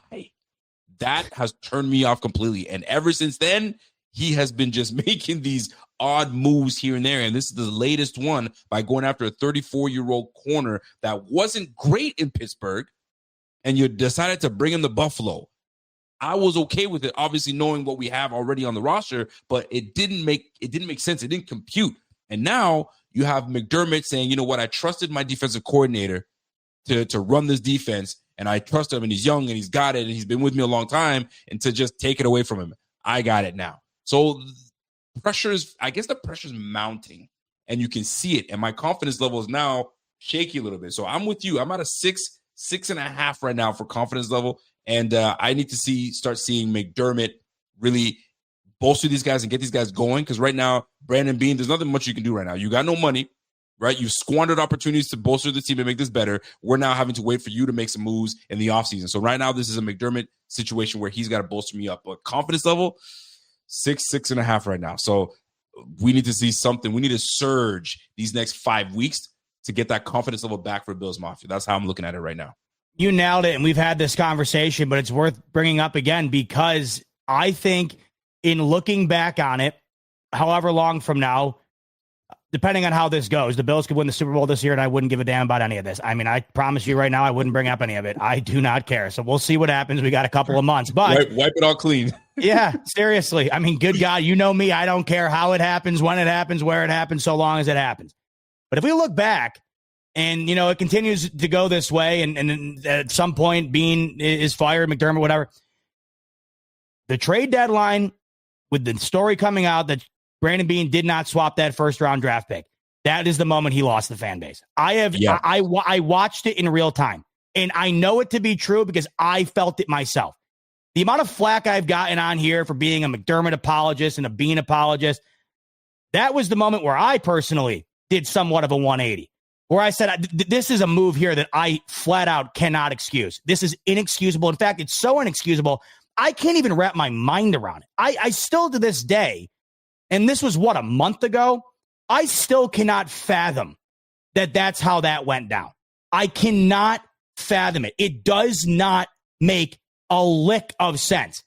And you watched in real time the fan base completely flip on a dime. And by the way, it's not like he was in the best graces of all time with the fan base either, right? I mean, you've already seen the lack of production from Coleman, right? You obviously had to move off of Elam. You've had a litany of draft picks up until this point that have not become what you were hoping they were going to become, right? But I still think he was in good favor. When you draft Josh Allen, you've bought yourself a very, very long leash. But that particular move, to then go on, by the way, Rico, to add Hardman and to add Cooks, and you had already added Gabe Davis. I mean, it was basically his way of saying, like, oh. And then once again, I hate to keep bringing it up, but my God, how can you not? When all this happens and you're on the local flagship radio talking a big game about the opposite being true, this is where, like, if that, when multiple things happen, Rico, then you start to look at what happened prior. If somebody makes a mistake, you don't judge them on that mistake. But when those mistakes start to pile up, then you start to look back at the previous mistakes, right? You don't excuse them like you once did. You start to look at them more and say, well, this is becoming a theme here where these mistakes are becoming more consistent than not. And that's where that moment in particular, Rico, for me, started to make me think about all the other mistakes that have been made. And this past one here, of course, with Darius Slay is just one more you add to the list. I have to say, man, by the way, look at this. Sorry, but my God, remember this, you know, just to throw that out there. So, remember that night? You got me now reminiscing a little bit. And sure, I'll say this. There were moments where the fan base was I don't want to say torn, but I'll use this for the lack of another word, right? There was a point where the fan base was looking at Brandon Bean and looking at Sean McDermott. If one had to go, or if you had to fire one of them, Brandon Bean was on the pedestal. He was safe. It was all on McDermott. If I were to look at it right now, based on what I'm seeing, based on what McDermott is doing with a depleted defense and still trying to maintain, bro, if I'm letting go of somebody, it's got to be Brandon Bean. I've seen what Brandon Bean has been doing, and this last Waddle move is what actually has killed it for me. If I'm choosing today on one of them having to go by the offseason, keep Sean McDermott as of right now, and then I'm letting Bean go, and I'm bringing another guy in. Let me tell you why. First and foremost, the whole rant that you just mentioned with the WGR guys, when you look back at it, especially with what's going on right now, not a good look. Check. All right. You get it. You bring in Coleman when you could have had Ladd McConkey. You could have had A.D. Mitchell, but you brought in Coleman. Check. You drafted Elam with a first-round draft pick. He's no longer on a roster right now, I believe. He's gone. He's not even on the Dallas Cowboys right now. Actually, I think he's on the Jets. I don't even know where he's at. Doesn't matter. Check. You draft Landon Jackson in the third. inactive all year. I don't know what this guy's going to do. I know it's a little early, but it didn't look good. Check. You don't trade for Waddle? Check. Bringing Gabe Davis in, and now he's on the active roster? Check. Fam, if we have to make a decision, let me keep going. You paid Rousseau, you paid Khalil, you paid Bernard, you paid Christian Benford. You got to pay your guys. I get it. But has Bernard lived up to the price that he's been playing? Heck no. Has Khalil Shakir lived up to what he's been doing? Is it to his fault? Unsure. But if you look at the money that's paid to the guys on the roster right now, are they earning their keep? Some might say no. So if I were to look back, the one guy that is earning his keep had to go through a whole holdout to get his keep. And that's James Cook, the only holdout in Brandon Beane's entire tenure. All right. He's getting his keep, and he had to hold out to get it. And on top of that, Christian Benford is now coming into his own. So we're like, welcome back. But when you look at the litany of things that Brandon Beane has been involved in this most recently, bro, if I'm looking at both coach and GM and I have to make a decision on keeping one, I'm keeping McDermott. Beane, you can go. I'll get somebody else that can evaluate better talent and bring that talent to the team and manage this money much better. Or let me remind folks, we broke on top of that. I feel like we've been broke the last 5 years. When's the last time we had money? Bam. So at this point, these last 5 games, we better play some damn good ball. Damn good ball to make us forget it. Because I want to be like my man Z-Bot. Win the whole thing.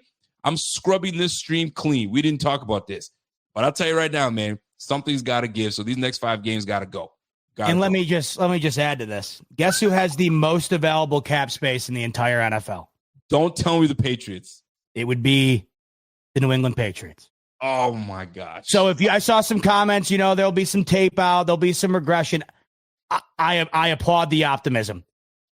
I cannot see a world where this is going anywhere but where it's currently at. Maybe they don't win. Maybe they don't rattle off a 1 seed every year. If you don't think the Patriots are competing for the AFC East for the foreseeable future, I got some beachfront property to sell you in the middle of the Grand Canyon because this team is only going up. Oh, by the way, the Bills number, according to overthecap.com, the salary cap space currently available. The New England Patriots, the most available. The Buffalo Bills, dead last. At least. Are you kidding me? Holy jumpers. All we just keep doing, we kicking cans down the road. We paying guys that may have not earned that keep. My goodness. Where did our standards go? Sometimes it makes me wonder, does Beane do a lot more? And granted, this is what fans are supposed to do, content creators, so on and so forth. This is what we're supposed to do, right? We're supposed to, share our opinions.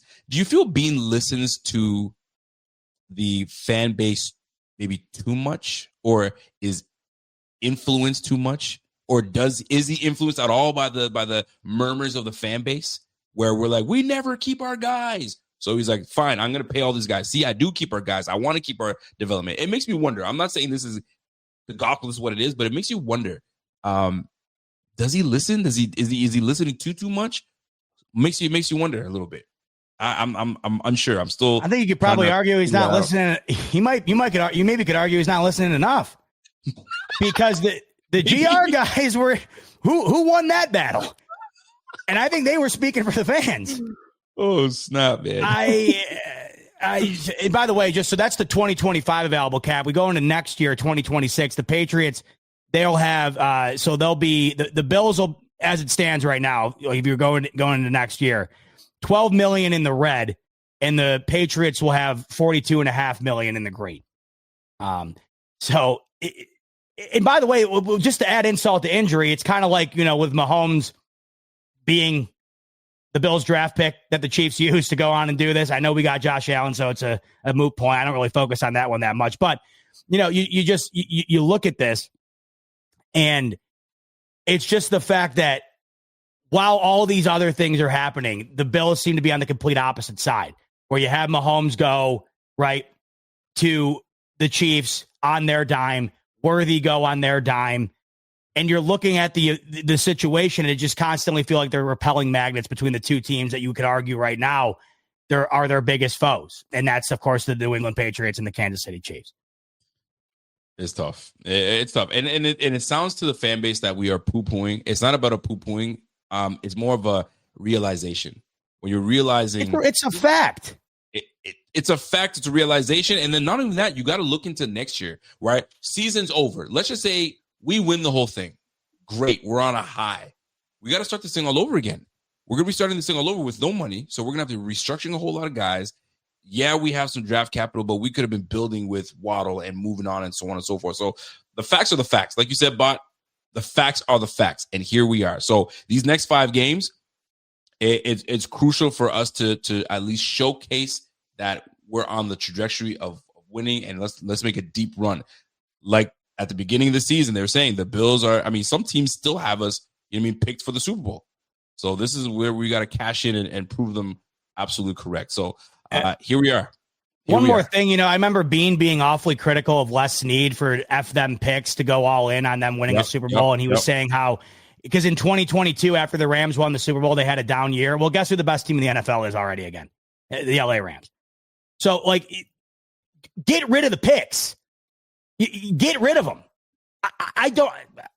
To me, how you don't do everything in your power when you watched a quarter century's worth of mediocre football between the last great talent you had at the most important position. Yep. Now and then, once again, like you just said, next couple months, like that'll heal all. But you got they better pray to God it goes well.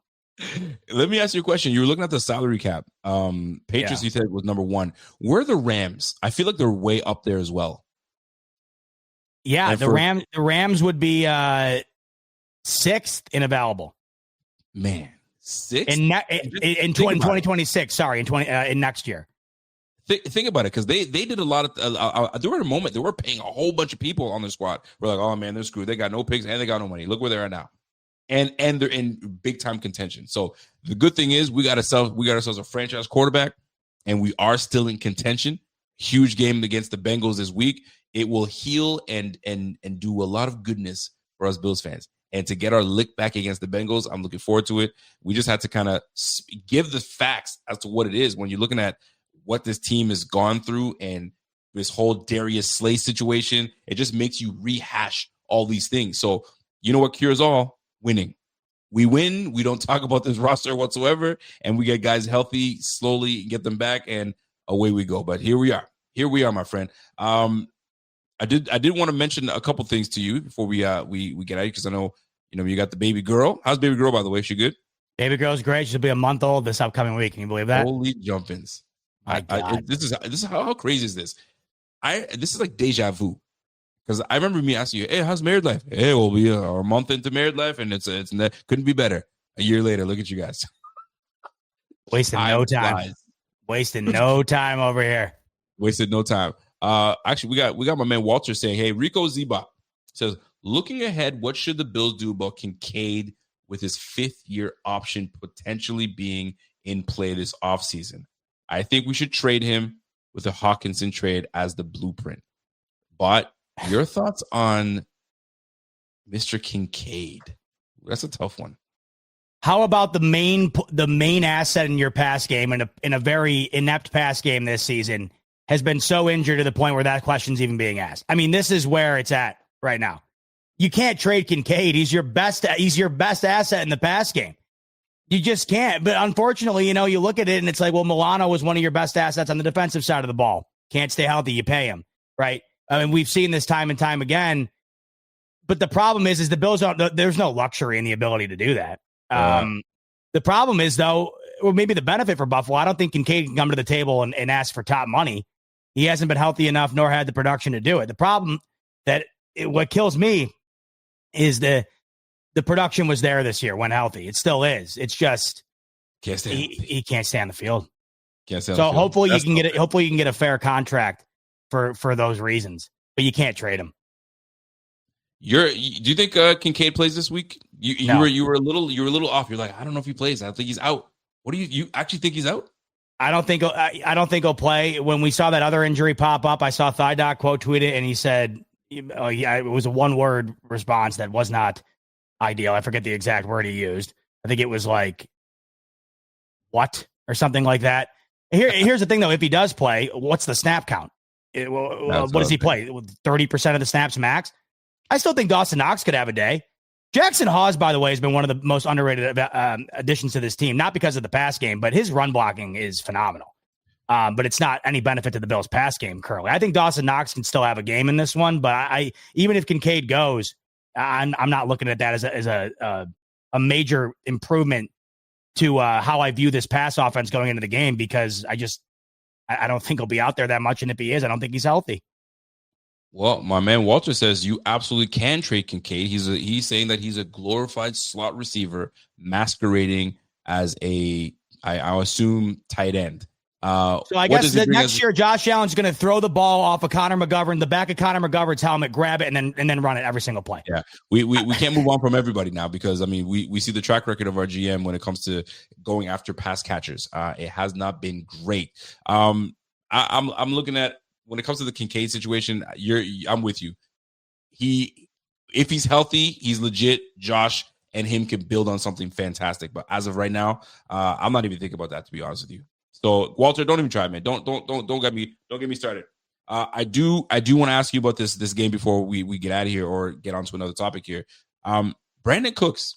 Okay, this is going to be now week 2 into this, and I'm looking at the receiver room, and I mean, you know what the receiver room consists of. You got Palmer that's going to be out, and he's doubtful to play. I don't know how severe his injury is. We may not see him for another couple weeks. I don't know, but it doesn't look good. He popped up on the injury report with a knee, ankle, all that nonsense. Here we are again. All right. So Coleman, healthy, he'll be into the game. We'll see how that plays out. Then you got Brandon Cooks, Khalil Shakir, Shavers. Who am I missing here? Gabe Davis. Your 5 receivers. And Gabe Davis. Excuse me. Gabe Davis. My gosh, when you read off the names of the guys on that receiving room, there's nothing enticing, right? But does Brandon Cooks, do they find something for Brandon Cooks, or is it a pipe dream? Like, I'm asking for something that is probably not going to happen. Well, I'm trying to be as optimistic here. So, like, where can Josh find his groove? Because you got me thinking, if Kincaid doesn't play, I know Dawson Knox is a very capable tight end, but where's that X factor? Where's that X factor? And I don't know if we have one, unless James Cook happens to be someone Brandon Cooks happens to be somewhere where we can find a few places for him. But I don't know, brother.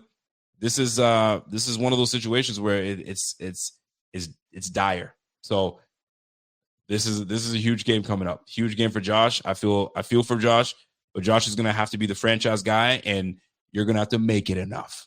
He's going to have to make it enough, and these guys are going to have to step up for Josh. And one guy has to come up and step up for Josh to be that X guy. So if Kincaid is in, Shakir comes in and opens things up, hopefully we can take full advantage of the middle of that defense, because that Bengals defense is ain't nothing hot. So hopefully we can take advantage with those guys in the middle of the defense. But boy, do we need an X factor in this game? Oof. We'll see. So, I can't lie to you. I'm not going to lie to you guys. Everybody, what are your thoughts on Brandon Cooks being signed? What are your thoughts? My thoughts are this. Okay. I'm not going to sit on Twitter and give you 23 reasons as to why Brandon Cooks is going to save this passing offense. You just asked me, is it a pipe dream to think that there's going to be some explosive game from him? Right. It is absolutely a pipe dream to think that Brandon Cooks is going to be this X factor for the Bills moving forward.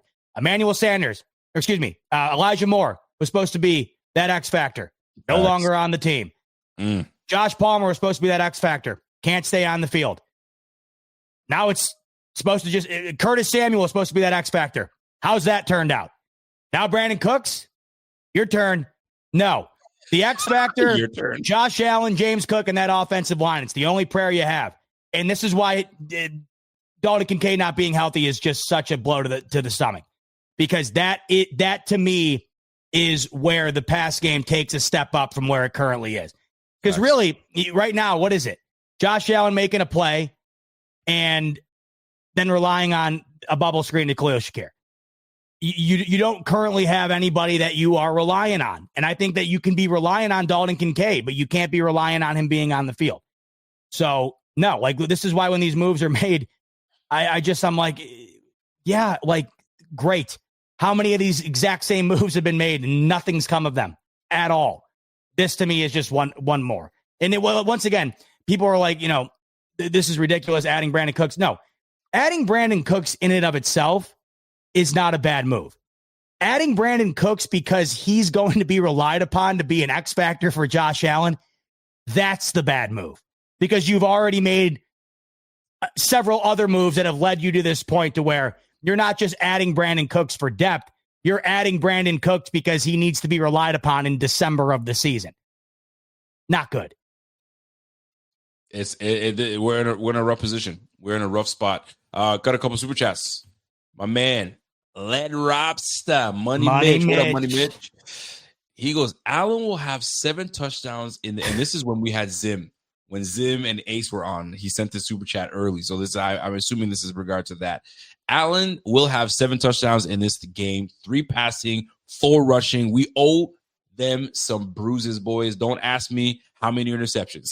I exercise my Fifth Amendment rights. BF is the best YouTube channel. I appreciate you, Led. Listen, man, if Josh can come in and give us that Tampa Bay type performance, I'll take it, especially against these Bengals.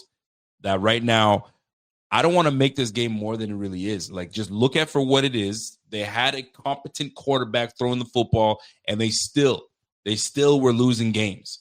So Joe Burrow coming back in, and some folks are saying, bro, Joe Burrow is great. It's great to have him back, but Joe Cool was doing just as good. He was putting up big-time numbers, but guess what? The defense couldn't stop a nosebleed. So this is where Josh and this offense is going to have to take full advantage and play bully ball. Bully them all over the field and let Josh pick his poison. Get into the red zone, we're cashing in. And that's the biggest thing, man. Get into the red zone, cash in, make these guys one-dimensional.